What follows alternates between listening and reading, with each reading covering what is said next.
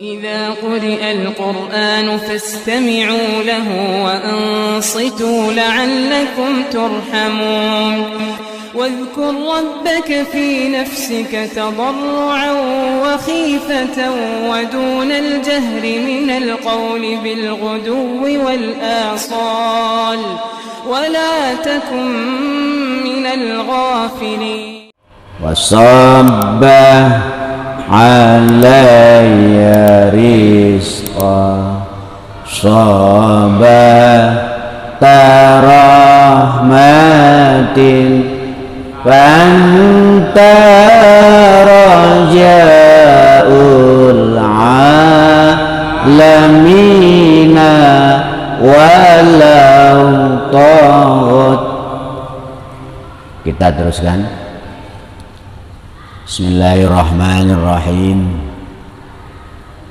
Wal qalbu lahu al iqbalu wal idbaru alama kusifa lil basyirati wa iza kusifa laha an husni ta'ah wa qabhil ma'siyati aqbalal qalbu ala ta'ah wa ahabbaha fatatsba'uhul jawarihu. Wal qalbu adapun hati adalah lahu tetap baginya hati iqbalu adapun menghadap wal idbaru dan membelakangi. Jadi hati manusia itu ada dua, menghadap Allah atau membelakangi Allah. Hanya ada dua pilihan ini. Kalau tidak menghadap berarti membelakangi. Kalau tidak membelakangi berarti menghadap.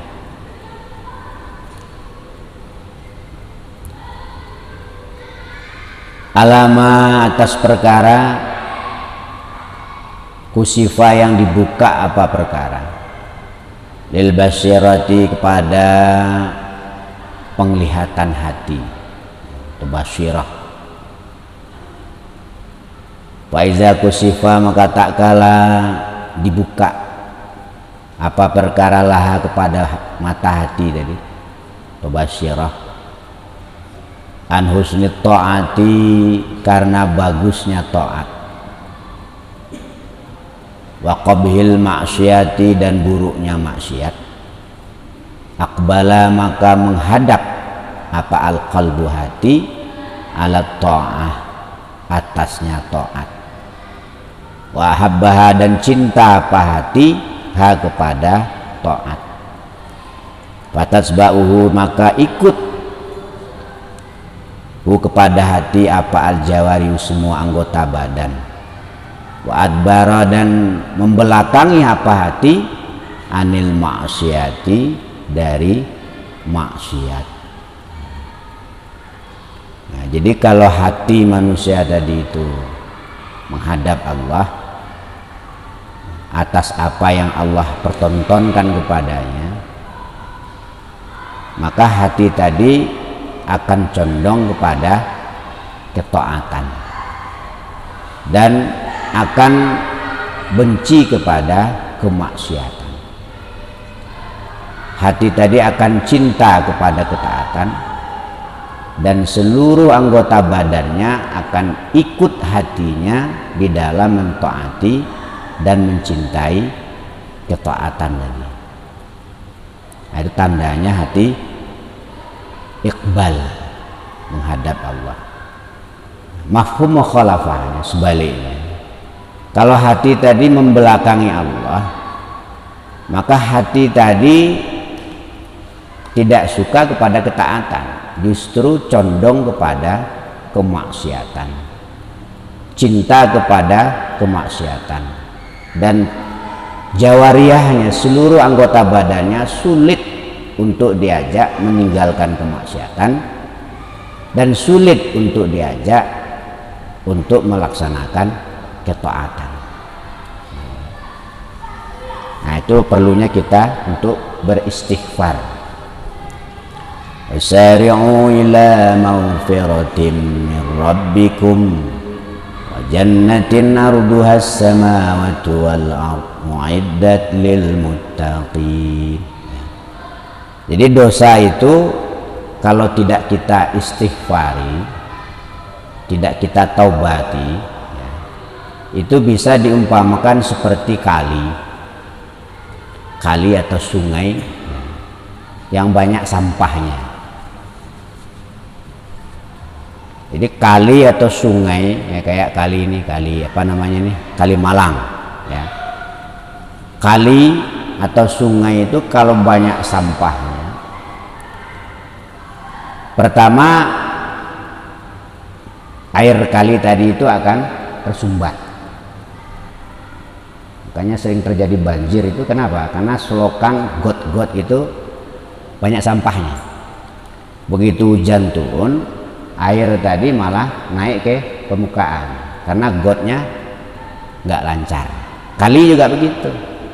Di kali itu kalau terlalu banyak sampahnya, pertama air itu akan tersumbat, dan yang kedua baunya akan sangat busuk.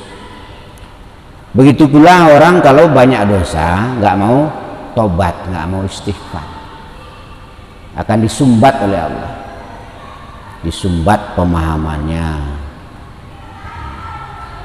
disumbat ibadahnya, berat melaksanakan ibadah, berat itu kebanyakan dosa itu ya. Terus disumbat rezekinya, orang cari makan sepiring aja kok muter-muter kayak gasingan,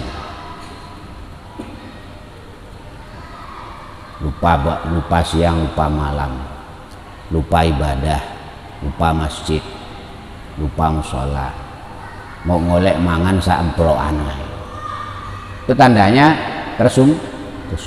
tersumbat pemahamannya, nggak mau paham. Nah itu terlalu banyak dosa, makanya ditobati.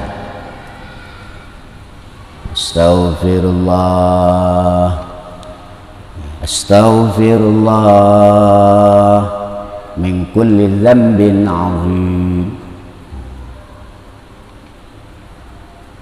Nah, kalau dosa-dosa tadi udah diistighfari, udah ditobati, nanti akan diberi keringanan oleh Allah, mulai dicairkan oleh Allah.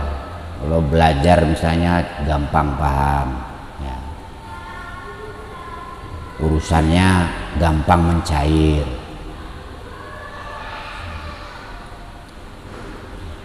nggak rumit-rumit amat. Kita teruskan. Fala tatalabbasu, maka jangan melakukan kamu biha dengan maksiat apa al-jawarihu, beberapa anggota tubuhmu, haza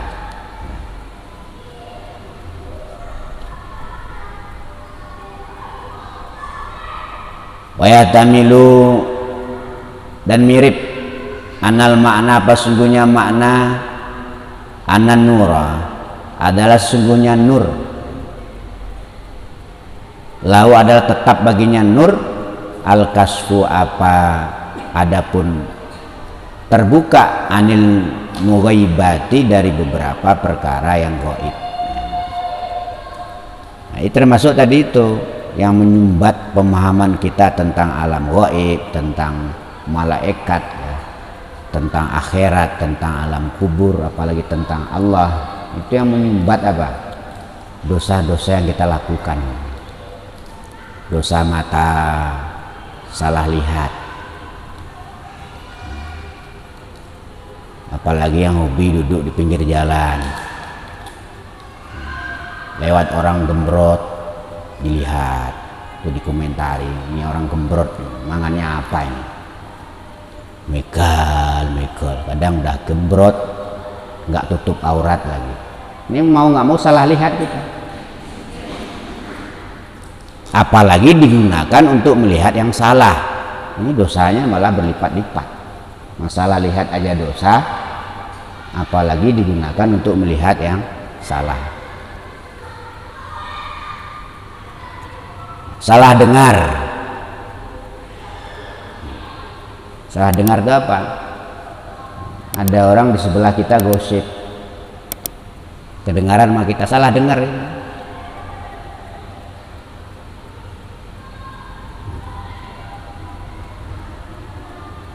Apalagi telinga itu dipakai untuk mendengarkan yang salah. Ditanya, tadi apa sih, apa sih? Masalahnya apa?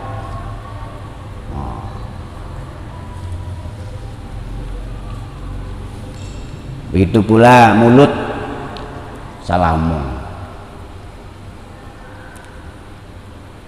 kebacut, ngomong elek. Apalagi dipakai untuk ngomong yang nggak benar. Banyak salahnya. Tangan salah pegang, nggak haknya dipegang-pegang, nggak punyanya dipegang. Kaki salah langkah, apalagi kakinya digunakan melangkah kepada yang salah. Nah, itu dosa semua itu. Nah, ini yang menyumbat berbagai macam pemahaman ya, tentang makhluk, tentang Allah, sehingga kita nggak paham-paham karena terlalu banyak sampahnya tadi. Maka sampahnya itu harus dibersihkan. Caranya gimana? Pertama, sholat sunat tobat. Ditobatkan dulu jasad kita, jawariyah kita ini, mulai kepala sampai kaki ini ditobatkan dulu. Cara tobatnya gimana? Mandi tobat. Nawaitul ghusla litaubati lillahi ta'ala. Tuh, niatnya mandi tobat itu ya. Yang tua-tua terus tobat itu sebentar lagi berangkat ke akhirat. Gak tobat, dijak-jak malaikat itu, dilindes dengan juru kubur. Tobati, caranya menobati jasad, mandi tobat. Jadi tubuh kita ini, sekujur tubuh ini kita tobati dengan cara mandi tobat. Niatnya nawaitul ghusla litaubati lillahi ta'ala. Mandinya kapan? Boleh pagi, boleh siang, boleh sore. Kalau bisa setiap mandi adalah mandi tobat. Tiap-tiap kita mandi, kita niatkan mandi tobat. Karena dosa kita ini kita bersihkan, datang lagi, kita bersihkan, datang lagi, kita bersihkan, datang lagi. Ya begitu aja terus.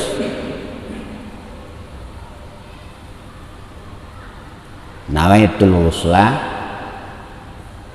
litaubati lillahi ta'ala. Aku niat mandi ya, karena bertobat lillahi ta'ala. Aku niat mandi tobat karena Allah ta'ala. Kalau nggak hafal bahasa Arabnya, bahasa Indonesia ya. Aku niat mandi tobat karena Allah ta'ala. Kalau nggak ditobati ya tambah lama tambah busuk, tambah lama tambah busuk.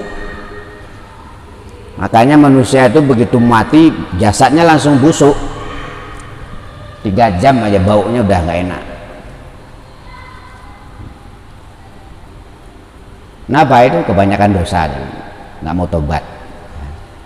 Akhirnya ditutup oleh Allah semua. Kayak hidup ini sempit. Itu kebanyakan dosa. Kita teruskan.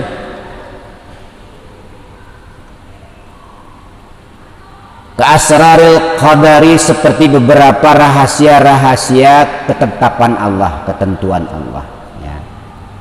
Itu diperlihatkan kepada orang yang kasaf tadi. Ini bakal begini, ini bakal begini, 3 hari lagi bakal begini. Tapi rahasia, itu namanya asral, rahasia-rahasia qadar Allah, ketentuan Allah. Nah, itu dibuka oleh Allah kepada orang-orang yang kasaf tadi, orang-orang dah bersih. Wa annahu, sungguhnya keadaan adalah yasul hasil fil alimi, dalam alim, kaza apa yang demikian, Wal basiratu adapun basirah adalah la tetap bagi basirah hukmu apa hukum. Aidraku zalika jelasnya menemui yang demikian perkara yang gaib. Summa haza, maka kemudian hazal kasfu, adapun ini kasaf, wal adbaru dan idbar, qad yakuna adalah terkadang tidak ada apa kasaf tadi, tammana ini adalah sempurna apa keduanya. Jadi kasaf itu tidak terus dibuka oleh Allah, hanya seketika doang. Kadang-kadang pas wirid lihat dibuka sama Allah, kadang-kadang ditutup. Rahasia-rahasia yang gaib tadi.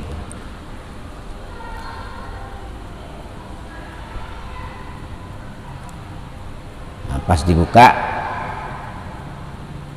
tenang, pas ditutup kembali gelisah. Itu yang terjadi para nabi. Kadang Rasulullah ditanya nggak mau jawab, ya diem. Kenapa? Belum diberitahu oleh Allah. Yang bagi maka sebaiknya lil mukasifi kepada orang yang melakukan kasaf, orang yang udah kebuka hijabnya atau sumpelnya tadi ya, sumbat-sumbatnya udah dibuka. Ayat satabata panda menetapi siapa kasaf fikasfi di dalam kasafnya, itu yang sulit ya. Jadi orang kasaf itu orang yang menjaga jawariyahnya, matanya dijaga jangan sampai maksiat. Soalnya kalau maksiat hijab lagi, ketutup lagi. Telinganya dijaga jangan sampai maksiat. Soalnya kalau maksiat ditutup lagi. Mulutnya juga dijaga jangan sampai maksiat. Soalnya kalau maksiat kasafnya dicabut lagi. Akhirnya apa? Ya lolak-lolok nih, kayak orang bingung lagi. Wala ya'mala, dan tidak beramal siapa orang bimuqtada dengan patrapan perkara kusifa yang dibuka lau kepada man. Artinya kalau kita dibuka oleh Allah rahasia-rahasia yang gaib tadi, tidak boleh kita ceritakan kepada orang lain, nggak boleh, apalagi buka praktek, nggak boleh.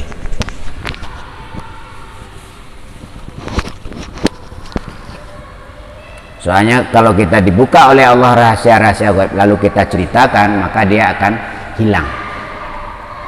Kayak kita ketemu sama Rasulullah aja lah, kalau kita ceritakan Rasulullah nggak mau lagi nemui kita, nah itu termasuk rahasia. Itu saja yang dapat kita sampaikan. Insyaallah kita lanjutkan pada perjumpaan selanjutnya. Astaghfirullah abal baraya, astaghfirullah minal khataya, Rabbi zidni ilman nafi'an wa wafiqni amalan salihah.